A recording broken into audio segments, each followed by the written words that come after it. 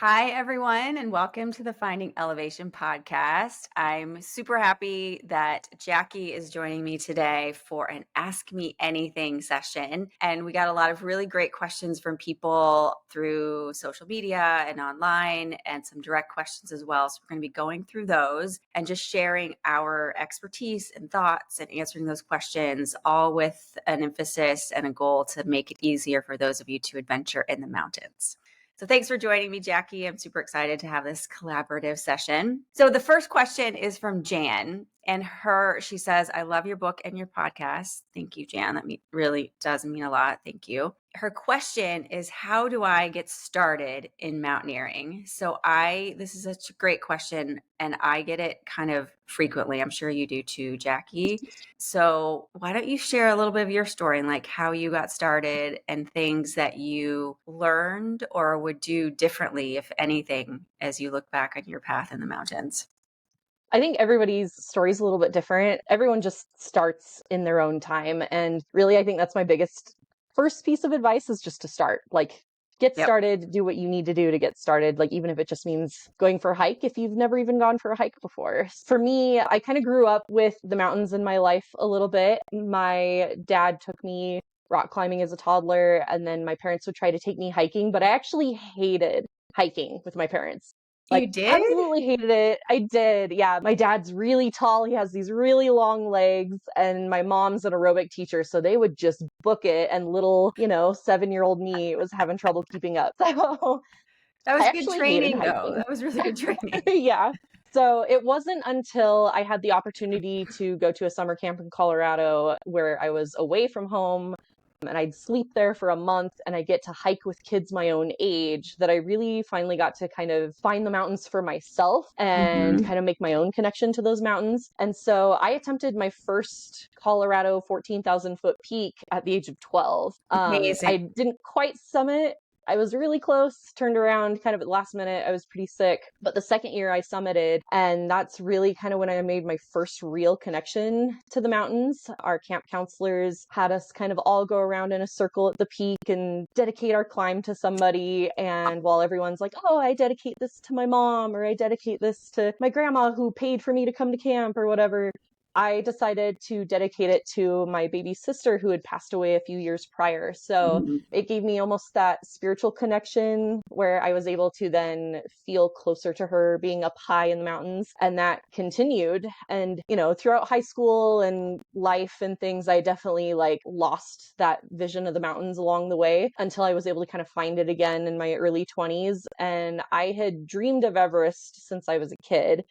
And so at about 20 to 21, I really started to think about that goal again and what it would look like to try to get me there. So I climbed that same 14,000 foot peak again with a friend, and that kind of reignited the fire. Did a lot of work through therapy and some other things to try to get me there. And I finally got to go to Everest Base Camp in 2018. That was when I first got to see it in person and take it all in. And that was a very, I think, spiritual journey for me as well. And then a few years prior to that, I actually did my first mountaineering course, knowing that I was going to go to Nepal and try to climb while I was there as well. So we attempted to climb Island Peak, which I'll talk a little bit more about later. Yeah, that was really my first big, I could do this, I can do this. And went the next summer, climbed Kilimanjaro. I've done Rainier, I've done Mount Whitney, I've done probably over 14,000 foot peaks now. So Awesome. it's fun. And yes, I want to keep going bigger and keep going on, and the journey still continues. And that's really just part of it, is you find your why and you Yes. connect with that why and don't lose it, because when you lose it, you get burned out. And I've Yeah. definitely had my experience there too. So Very good advice. So it was really you. mm, So you took some courses and you also had a family who taught you, I'm sure, and gave you created the opportunity for you to adventure and get mhm, comfortable in the mountains. And I had none of a little that. bit. Yeah. Not everybody does. No, I think it's great when you can start learning and building those skills and confidence when you're young, because we're often more likely to take risks and try new things, I think, than when we get older. And at least I feel like I'm more risk adverse as I get older. I didn't Hmm. have a family that it was sporty at all. So it wasn't until I was in my 30s that I even started to learn or understand what mountaineering was. And my advice to people who are trying to get started, if you live someplace, like you and I both live in mountain states, I'm in Washington, you're in Hmm. Utah, Colorado is another example. If you live in states where there are mountains, there often are mountain clubs or organizations that you can join. So here in Seattle, we have the Mountaineers. Is there something comparable in Utah? Yeah, we have several. We Okay. have the Wasatch Peak Baggers. The Wasatch Mountains are the mountains that kind of line the like Salt Lake Valley, Utah County, that kind of thing. So we have Wasatch Peak Baggers. We also have Women of the Ascent, which is sort of like a trail running group as well. We have Hikers of Utah. Like there's so many, like you can get on Yeah. Facebook and find Yep. any hiking group really. And then Colorado has a bunch too. There's the 14ers group. There's a 14er ladies group specifically. Oh. So yeah. And there's the Colorado Mountaineering Club. So Yep. if you have Hmm. that kind of access, that's ideal, because you can start out brand new just with your curiosity and be partnered Hmm. with people who are starting out new like you, and experts who've been mountaineering or rock climbing, whatever you want to explore, who've been doing it for years and there's this learning environment in those clubs. But Hmm. if you don't live in a mountain state, that's probably not an option for you. I also have found and have gained a lot like you, Jackie, by taking courses. And I did a lot of that early on. And sometimes that means if you live in Iowa, you may have to travel to the Cascades or to Colorado to take those courses. But I find that that's another really good way to have an intense 2 or 3 day session on a particular topic, like crevasse rescue or anchor building or traveling as a rope team or whatever it is. So that's another option, is to seek out those courses. I also think that it's very beneficial to work directly with a guide, one-on-one with a guide. And I agree. usually that happens. I mean, you could call any guide company and say, "Hey, I'm new to mountaineering and I want to practice these things." And they'll give you the pricing for spending 3 days on Mount Baker one-on-one with a guide to learn things. I tend to think that you learn a lot more that way because it's a very personalized experience and you're kind of in the hot seat. Whereas if you're learning, say, crevasse rescue with a team, you might not have a lot of one-on-one experience or time to actually build those anchors and those systems. And if you're working directly one-on-one with a guide, it's all about you learning what you want to learn. So those are three, I think, options. And the other thing I'll say is that it's important to practice.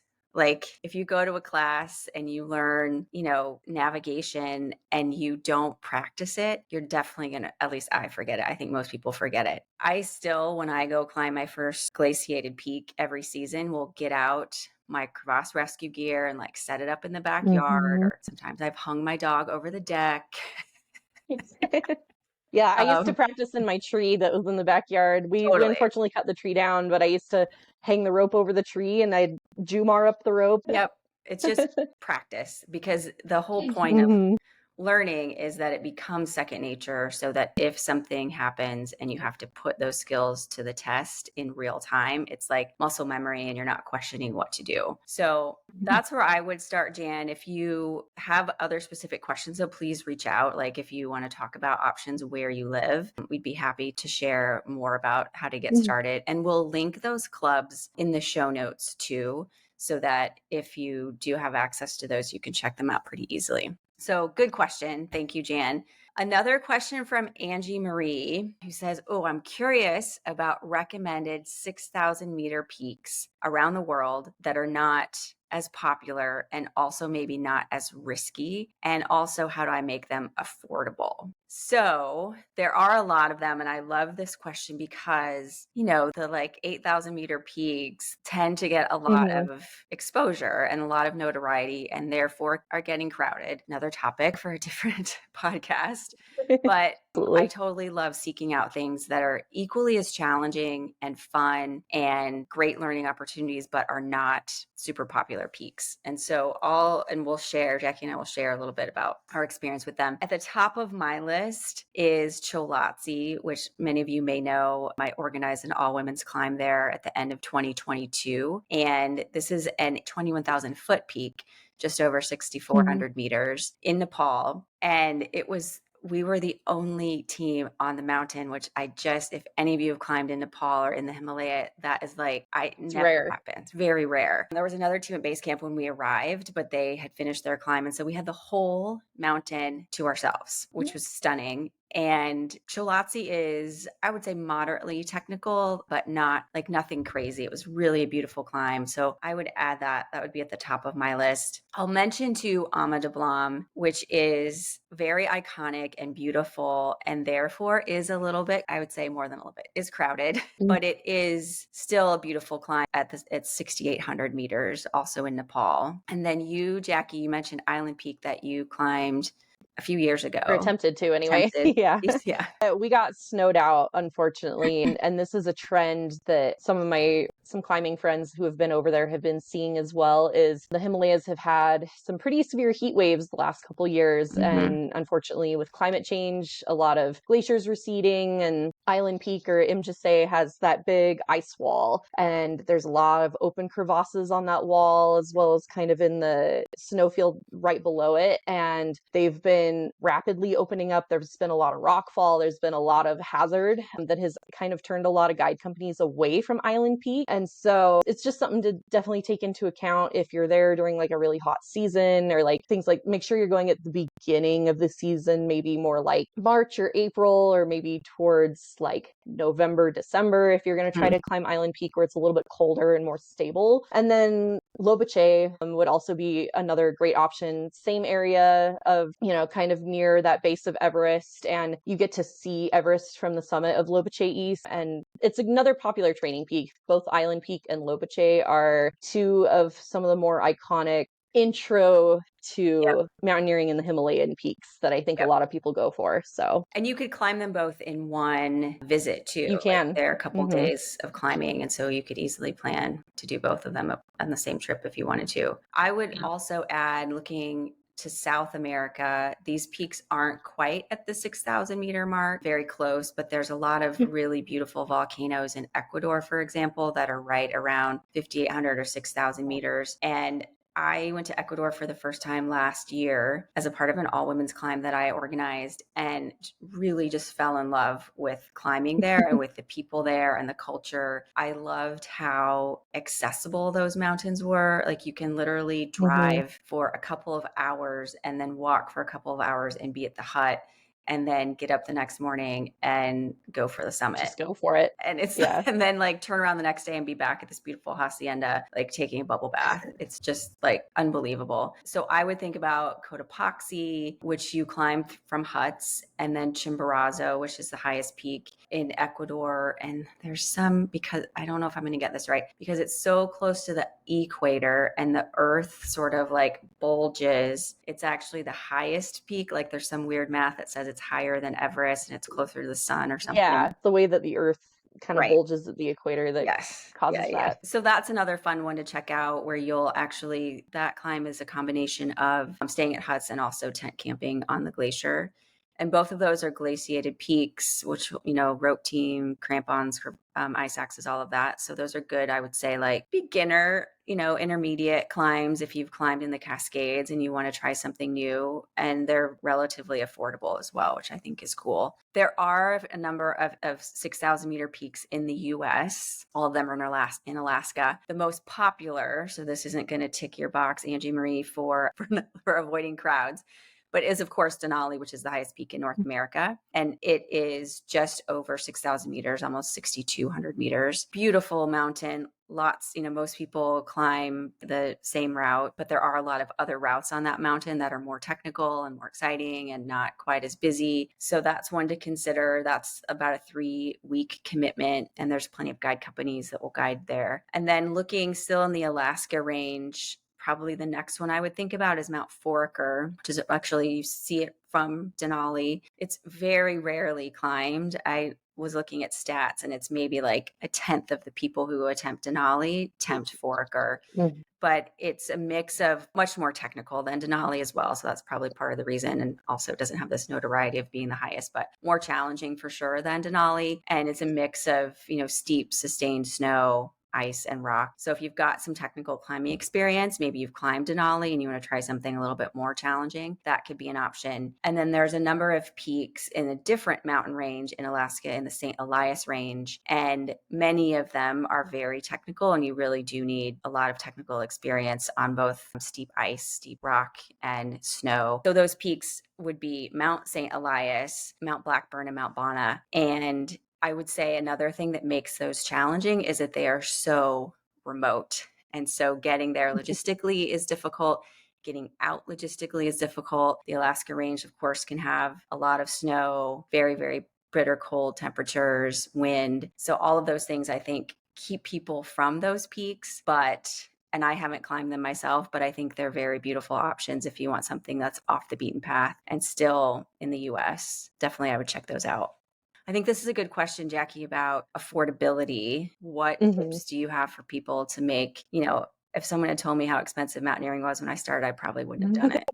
So we're all looking to True. still have safe climbs, but get the best deal we can. What are your Yeah. tips or thoughts about that? So when I started out, I mean, I was broke college student who had no money. And so, when I was trying to plan my trip to Nepal, I was really looking for kind of the cheapest thing possible that was also not going to be super sketchy. Because I think sometimes Low people think like, oh, well, you get what you pay for, right? So there is a happy medium.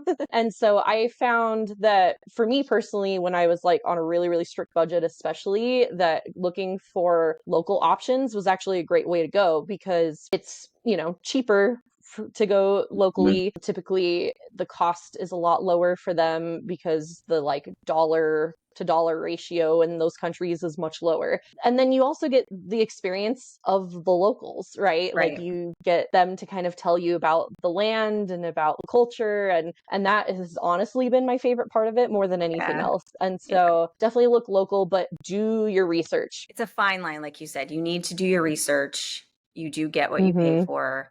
I find that sometimes smaller local companies don't have the same level of professionalism or training or Yeah. resources Or available. safety. Exactly. Mhm. And so I like the math I normally do is if everything were to go perfectly, this would probably be fine. But if I Yeah. get into trouble, and I've seen this happen in the Himalaya, Mhm. smaller guide companies don't have the resources often or the training to help when something really goes wrong. And Exactly. I like to bet on the worst case scenario, especially when I'm in the mountains, and making sure that I have that covered. When you're going on a trekking, it's not as big of a deal, but yeah, if Yeah. you're going on a big expedition, you want those safety nets in place for sure. Yes, you So, do. And so we'll link our favorite guide companies in the show notes, including some Nepalese companies that are like fabulous to climb with and some local mhm. ones too that we like from North America. But I think the key is to do your research and ask good questions and get recommendations from people. That makes a big difference. And we're Mhm. happy also to share those recommendations if there's a guide company that you're wondering. And if I've heard of them, I'll be happy to share what I know. Awesome question, Angie Marie. Thank you. And then Kayla asks, I just summited Kilimanjaro. Congratulations, Kayla. And I used Carmex 15 SPF lip balm, and my lips still got fried to a crisp. And I reapplied often after eating and drinking.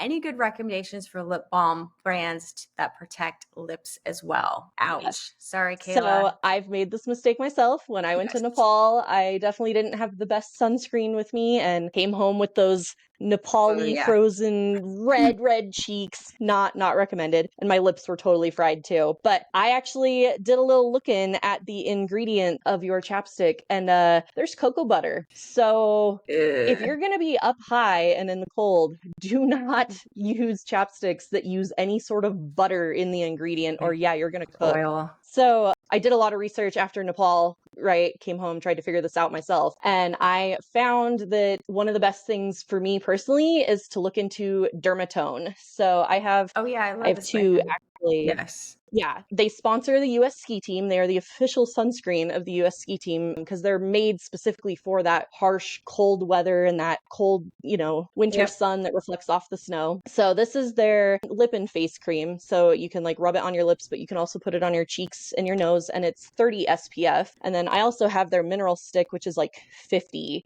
Nice. SPF, and it's great. Like, I've tried so many sunscreens over the years. I have a lot of allergies too, so I'm always trying different products to try to find stuff that doesn't have ingredients that I'm allergic to. And so I've tried naturals, I've tried all kinds of stuff, and up in the mountains, this is the winner for Dermatone. sure.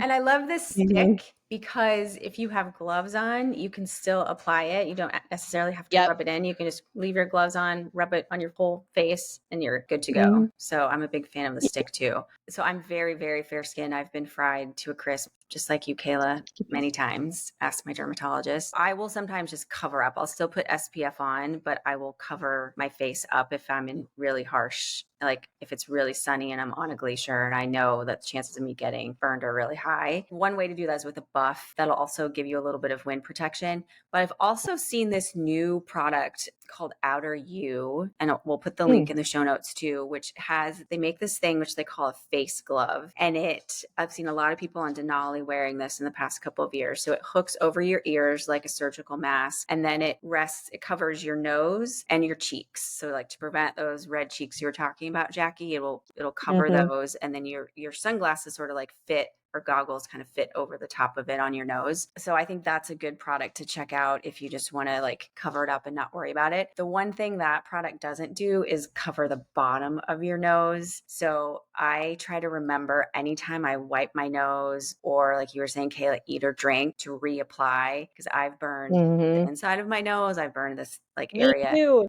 Yes. Mhm. So Yeah, people forget, like, this when the snow's totally. reflecting up your face, it's going up your nose, and so you will burn Yep. the inside of your nose. Yeah, and then you blow your nose the next day, it's not very pleasant. I'll link that Outer U product. I've heard good things about it, but the one caveat I would say is it doesn't cover the bottom of your nose. You've still got to put some sunscreen there. But sun protection is a huge deal, especially because we want especially our faces as women to look Mhm. as wrinkle free and healthy and yes, as possible. So sunscreen, awesome. And then we have a question from Melanie. This is a really good one and something I've been digging into. I think you have too, Jackie, just personally. Mhm. So Melanie says, I'm reading conflicting information about cold therapy and strength training. Many people seem to argue that a cold bath or shower right after or within a few hours of strength training actually reduces gains and muscle growth, which is obviously not what we want if we're strength training. Cold therapy, though, has done wonders for me, Melanie, in terms of recovery overall. But I'm curious if on your thoughts on that in conjunction with strength training, and when is the best time to use cold therapy? Awesome question. What do you think, Jackie?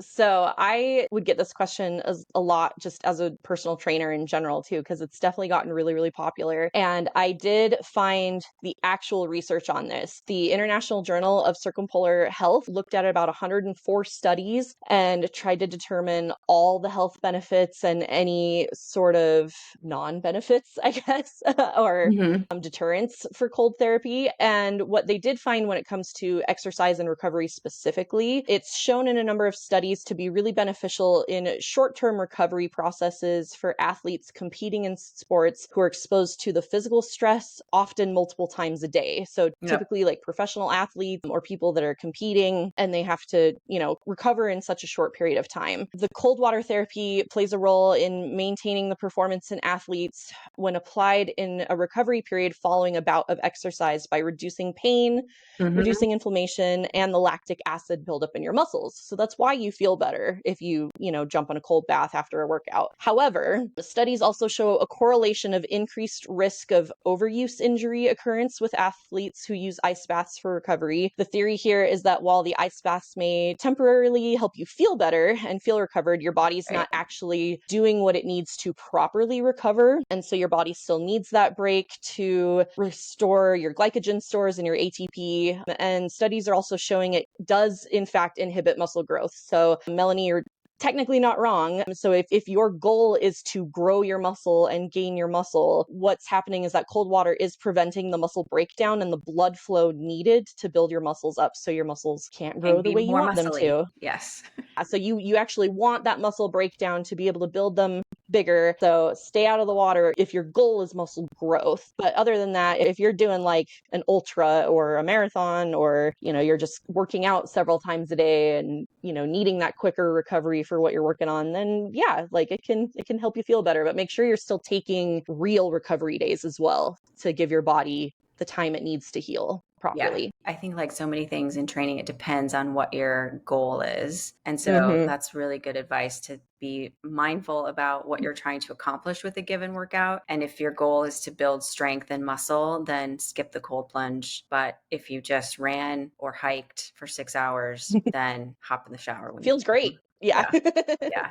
Yeah. But there is, I like your summary, Jackie. There is no substitute for just rest, just giving your Mm-hmm. body a break and stretching and foam rolling and all of those things that we know work and we don't like to do, myself included. But that's giving your body the time it needs to actually really rest is what makes a difference. And it's also, so I was talking to an athlete about this yesterday who just was having a crappy day working out Mm-hmm. and it was stressed because of work and had to squeeze this workout in, and he actually got a work email during the workout which distracted him. And stress is stress. It doesn't matter if it's coming from a long run, if it's coming from an argument, if it's coming from a deadline at work. Your body doesn't know the difference. And so Mm-hmm. giving yourself a break to recover from that stress, regardless of the source, is so much more important than pushing through it, because your body's going to recover and you're going to probably come back the next day more energized, feeling better, ready to work hard. And you'll get more out of that next workout than you would have, I think, if you push through one when you're not feeling 100%. So Exactly. recovery. We should do Yeah. another podcast about recovery. I will definitely link this summary of studies Yes. with your other Awesome. links. So, Yep, good. Last question. How do you incorporate mindset while you're in the mountains? So I love this. I think Jackie and I are both mm, big fans of mindset and the importance of being strong, not just physically, but mentally before we go into the mountains. So what are your tips? What do you do, Jackie? so this is a big one for me. I struggle with some pretty severe anxiety, and that has always been honestly my biggest hurdle in the mountains. It hasn't been the physical stuff. It's been the mental. And Mm-hmm. so sometimes when people say like, "Oh, 80% of your climb is all mental," I believe that's true. Like, Totally. I think for me, it very much is. And so I have had to learn some skills over the years. I did do a certification in sports psychology after I got my personal training degree, and just learned a lot about kind of that sports mentality and trying to utilize different techniques for, your performance. And what worked for me really, really well more than anything else has been visualization. Mm. And so before I went to Nepal, I actually started this one drawing it out in a therapy session years before this even happened. I drew it out and I visualized myself on top of Kalapatar, looking out over the Kumu Icefall and the glacier and looking out at Everest. And I drew myself standing on top of Kalapatar, looking at Aw. Everest. And I knew like I was going to get there. Like I had drawn it out and then I visualized it the year leading up to when I was saving up for my trip. I made sure to kind of sit and kind of meditate on that like vision for myself, like every night before I went to bed. And I don't think I would have gotten there had I not been able to visualize it. There were a few moments, like Nepal was incredible, but there were a few moments where I was really, I think, mentally struggling just to kind of push Mm-hmm. through. And that vision that I created for myself is what pushed me to keep going. And so in the moment, it would be a lot of just, affirmations and self-talk and like, you can do this, like you've done, and research I think is a big one for me too. I think it calms Yeah. my anxiety if I know what I'm kind of preparing for and can know the route ahead of time and know, what the crux might kind of be and things like that. So doing what I can to try to mitigate all the what ifs and the catastrophizing that happens in my mind.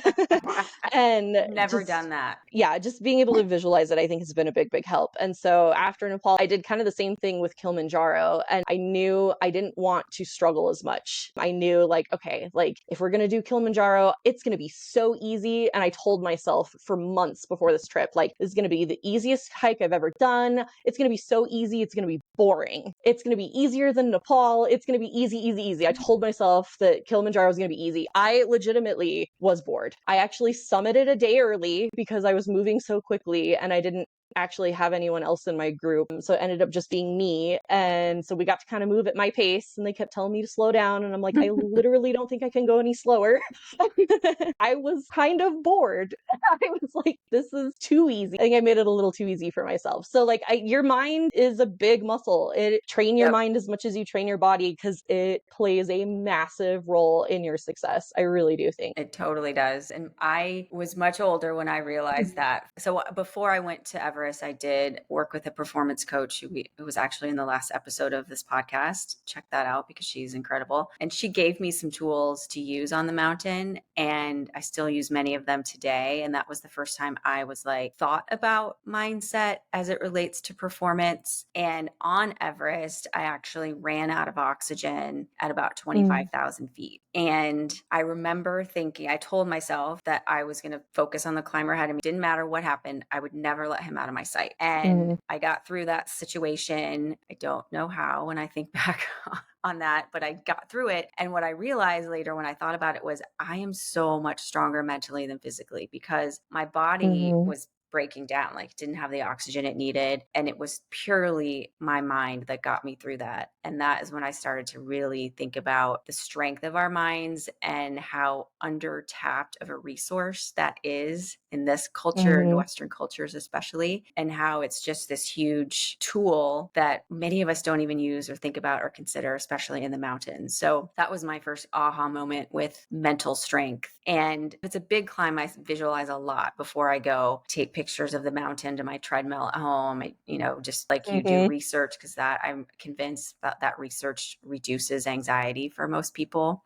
But Yes. in the moment, I will often use mantras or phrases to Mhm, reset, as you said, Jackie, the catastrophizing that can happen and the story of like, I'm too slow, this backpack's too heavy, this hill is too steep, which still happens. Like, I still have those thoughts that mm, go through my mind. And for me, it's about talking to myself in a positive way that helps me get through those situations. And there's certain phrases I have that I just say, and the more research I've done about mantras and positive self-talk, if you're actually like, I use my name, I'm like, Lisa, you are strong, as opposed to just saying mhm, I'm strong, and attaching my name to it just makes, I don't know, it just hits me differently than just saying I'm strong, I'm strong, I'm strong. So mhm, for me, it's really mantras that help to like reset, get me through the situation and stop this negative spinning of a story that's probably not even real. So more exactly. to come on mindset. We've talked about it quite a bit on this podcast, and I'm working on incorporating it more into the coaching that we provide at Alpine Athletics because I think it's such a big deal and such a differentiator. And when it's paired with education about the mountain, when it's paired with following a physical training program, like those three things, you are in so much better shape to be successful and hopefully have fun in the mountains. So those are all of our questions. Well, I'm super happy that you've joined the team. I think we've been chatting for many months, and you've been helping behind the scenes a little bit. And we are Mhm, very aligned in our approach to coaching. I think we have very complementary backgrounds in terms of our experience in the mountains. And so I'm just super excited to have you on the team. And if anyone wants to work directly with Jackie as your coach, please reach out to alpineathletics.net, mention or social media, wherever, and mention this podcast. And you'll get a free month of coaching when you commit to 6 months of working with her. So I'm super excited to be able to share your knowledge and skill and experience with our athletes. And thanks for listening, everybody. Have a great day.